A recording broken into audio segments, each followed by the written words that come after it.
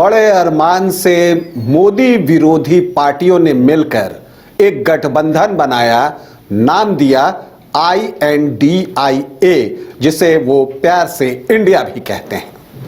लेकिन अब इस गठबंधन की गांठ जो है ऐसा लगता है जैसे खुलने लगी है। क्या कुछ हुआ है और झटका कहां से लगा है आज आपको बताऊंगा, लेकिन पहले बता दूं कि आप देख रहे हैं न्यूज बाय स्कूप और मैं हूं राकेश रंजन।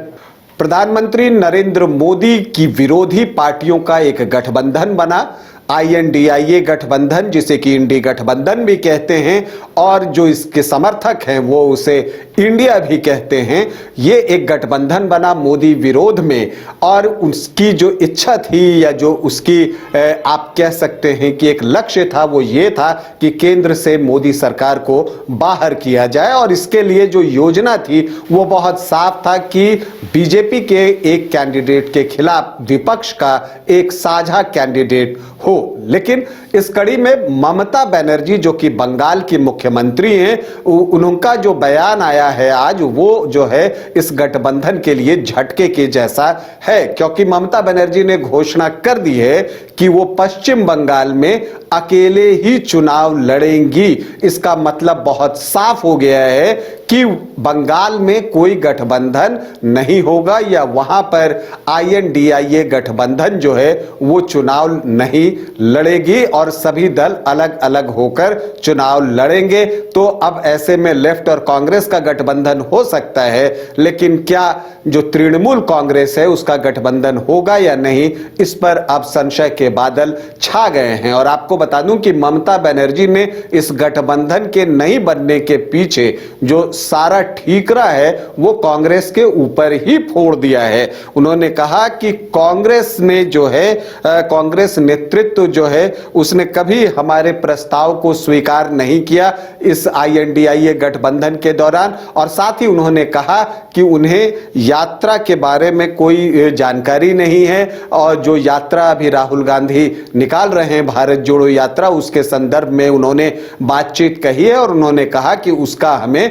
निमंत्रण भी नहीं मिला है। ऐसे भी पिछले कुछ दिनों से यह बयान बार बार आ रहे थे कि TMC जो है वो कांग्रेस को सिर्फ 2 सीट देना चाहती है, एक बहरामपुर की सीट है और एक मालदा दक्षिण की सीट है, और इसके अलावा बाकी 40 जगह वह खुद लड़ना चाहती है।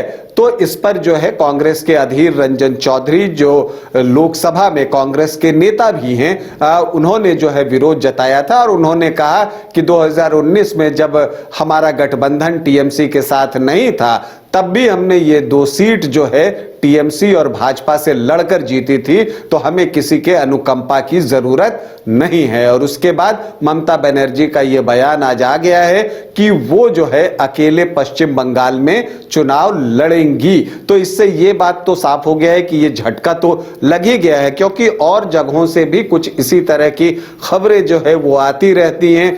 पंजाब में अभी तक कुछ चीज क्लियर नहीं हो पाया है, दिल्ली में कौन कितनी सीटों पर लड़ेगा ये चीजें क्लियर नहीं है, साउथ में केरल में तो वहां पर कांग्रेस और कम्युनिस्ट की फाइट जो है वो सुनिश्चित ही है। इसके अलावा उत्तर प्रदेश में समाजवादी पार्टी कांग्रेस एक साथ तो हो सकते हैं, लेकिन बसपा अलग चुनाव लड़ेगी। तो आप ये जरूर कह सकते हैं कि एक जो साझा विपक्ष का उम्मीदवार बीजेपी कैंडिडेट के खिलाफ खड़ा करने की सोच थी, वो सोच जो है फलीभूत होते हुए दिख नहीं रही है। इन सब के बीच बिहार में भी एक उहापोह की स्थिति बनी हुई है, संशय के बादल हैं कि नीतीश कुमार किस तरफ रहेंगे। ये बातें बहुत खुलकर सामने नहीं आ पा रही हैं और तरह तरह की चर्चाएं की जा रही हैं। तो ये चीज तो कहना पड़ेगा कि जो INDIA गठबंधन की बात हो रही थी वो अभी तक सीट शेयरिंग फार्मूला पर एकमत नहीं हो पाई है, न सीट शेयरिंग कर पाई है। तो इसका जो है एक नुकसान है, और जनता के बीच भी एक मैसेज जा रहा है कि गठबंधन अभी तक जो आपसी विवाद हैं वो सुलझा पाने में नाकाम रही है। तो ऐसे में ये बीजेपी का विरोध कैसे कर पाएगी, या बीजेपी के विरोध में एक साझा कैंडिडेट कैसे देगी। तो इन सब परिस्थितियों में जो है आप कह सकते हैं कि बीजेपी जो है वो फायदे में दिख रहा है, क्योंकि अगर INDIA गठबंधन नहीं होता है तो निश्चित तौर पर जो मोदी विरोधी वोट हैं उसमें बिखराव देखने को मिलेगा और इसका लाभ निश्चित तौर पर लोकसभा के चुनाव में बीजेपी को मिलेगा। देखते हैं आगे आगे क्या होता है। जो कुछ भी होगा वो बताने के लिए हम आपके पास आते रहेंगे। अभी आपसे अनुमति चाहेंगे, इजाजत दें, नमस्कार।